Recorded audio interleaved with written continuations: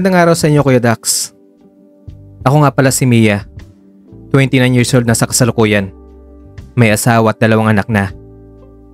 Pero gusto kong ibalik ang kwento ko nung 22 years old pa lang ako nung may nangyari sa amin ng isang seminarista na si Felix. Isang bagay na hindi namin inasahan pero binago ang buhay naming pareho. Lumaki kaming magkaibigan pero hindi ko inakala na darating ang araw na mahuhulog ang loob ko sa kanya. Sino ba namang hindi? Nasa kanya na yata ang lahat ng hinahanap ng isang babae. Matalino, mabait, kaso nga lang ay pangarap niyang maging pare. Matagal na pong naglilingkod sa simbahan namin si Felix bilang sakristan. Simula pa nung mga bata pa kami kaya nang magkaedad ay nangarap na maging isang pare. Isang landas na malayo sa direksyon na gusto kong tahakin kasama siya. Kung ilalarawan ko si Felix, siya ay may katamtamang haba ng buhok, natural na kulot at kulay itim na bumagay sa kanyang mapusyaw na kutis. May mga malalim na mata na parang laging may iniisip. Mapupulang labi, hindi kalakihan ng pangatawan, pero may maamong mukha na madaling mahalin. May tangkad siya na 5'10" ang height. Sakto lang ang bulto ng katawan. May matangos na ilong, matapang na panga, at malalim na titig na parang laging may iniingatang lihim.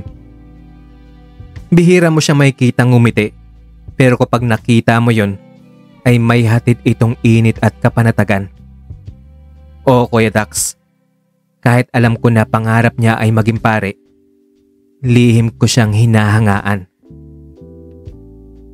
Pero isang linggo bago siya pumasok sa seminaryo, may nangyari sa amin na tuluyang nagpabago ng lahat. Gabi bago ang pagluwas ni Felix sa Maynila para sa pagpasok niya sa seminaryo, nagkaroon ng simpleng despedida para kay Felix. Siyempre, bilang kaibigan niya, imbitado ako. Masaya ang lahat, pero ako, nasa isang sulok lang. May lungkot akong hindi maipaliwanag. Alam kong ilang taon siyang mawawala at hindi ko alam kung paano ko haharapin ang ideya na hindi na siya palaging nariyan para sa akin.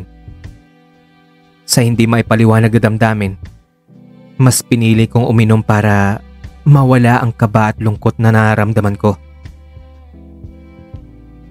Nang mapansin niya akong nag-iisa, nilapitan niya ako at inayang maglakad-lakad sa hardin nila na malayo sa ingay sa loob ng bahay. Gusto niya din daw akong makausap para makapagpaalam din ng maayos. Medyo tipsy na ako nun, Kuya Dax, dahil sa ilang bote ng beer na nainom ko. Hindi ko akalaing mapapalapit kami ng sobra sa isa't isa ng gabing iyon. Isang halik, isang yakap, at isang gabing punong-puno ng damdamin. Hanggang sa may nangyari na nga sa amin, Kuya Dax. Kinabukasan, minabuti kong hindi na magpaalam sa kanya. Nahihiya din ako magpakita sa kanya dahil sa nangyari sa amin. Baka hindi ko din maiwasan na maiyak sa harap ng mga magulang niya at magtaka pa mga ito sa inaasal ko. Pagkalipas ng ilang linggo nang makaalis si Felix, napansin kong may kakaiba sa katawan ko. Madalas akong mahilo, tinatamad kumilos, at may mga gabing hindi ako makatulog. Medyo naghinala na ako nun, Kuya Dax. Kinakabahan man ako, pero sinubukan kong mag-pregnancy test.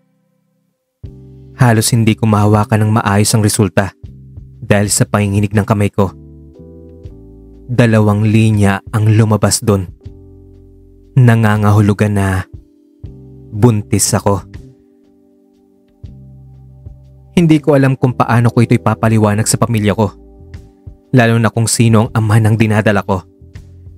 Alam ko magiging malaking iskandalo ito kung malalaman nilang si Felix ang nakabuntis sa akin, lalo pat papasok siya sa seminaryo. Sa takot ko, Sinabi kong hindi ko kilala nakabuntis sa akin. Nanalasing ako at hindi ko na maalala kung sino siya. Alam kong kasinungalingan ito.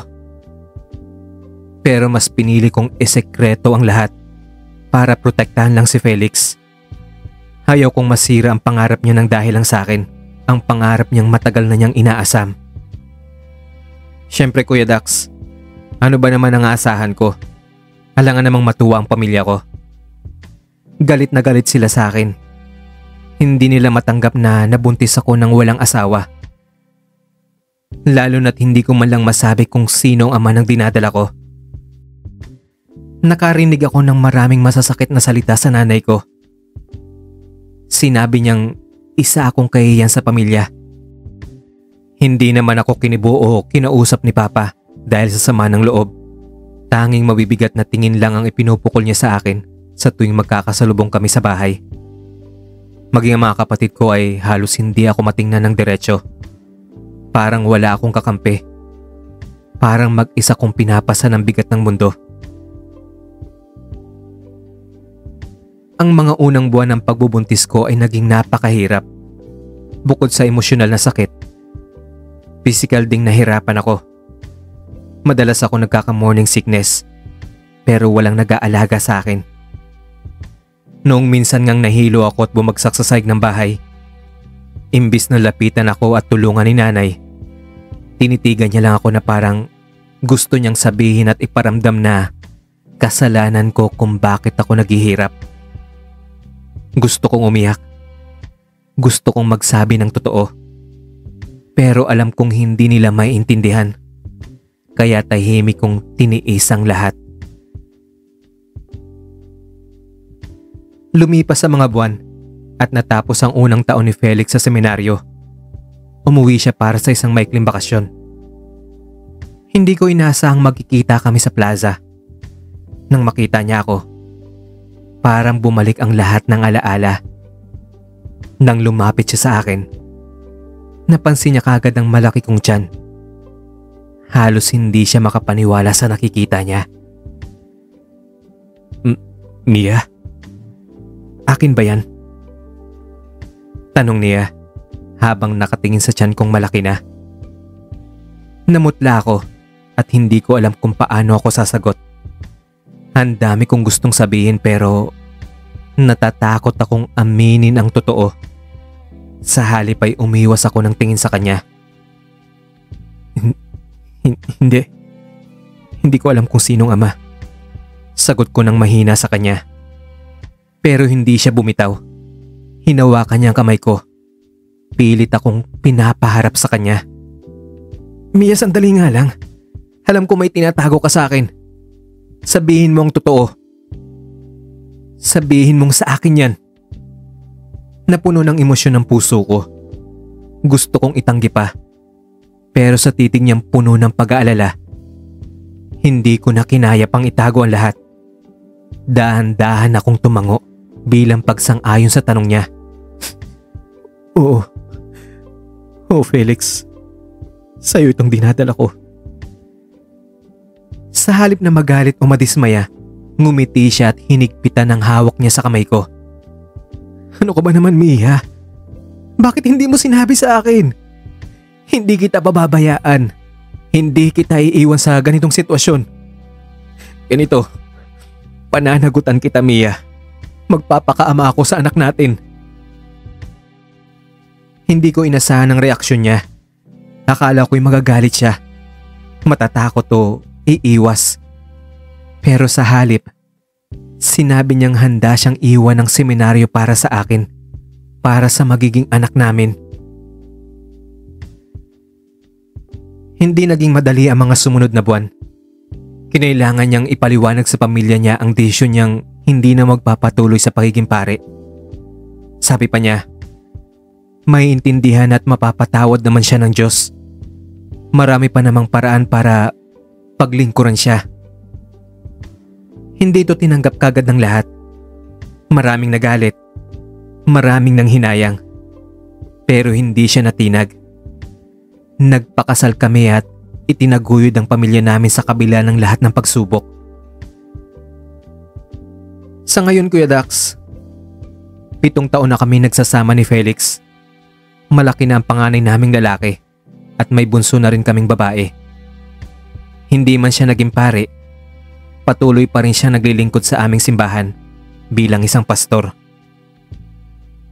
Masaya kaming nagsasama at hindi ako nagkamali sa naging desisyon kong ipaglaban ang pagmamahalan namin kahit na mahirap ang naging umpisa. Hanggang dito na lang po ang sulat ko Kuya Dax. Sana po ay mainarit nyo ito sa channel ninyo. Magpapasalamat na po ako ngayon pa lang kung maisa sa boses nyo po ang kwento kong ito. More power po sa channel ninyo at more subscribers to come. At ako, si Mia, at ito ang true confession ko.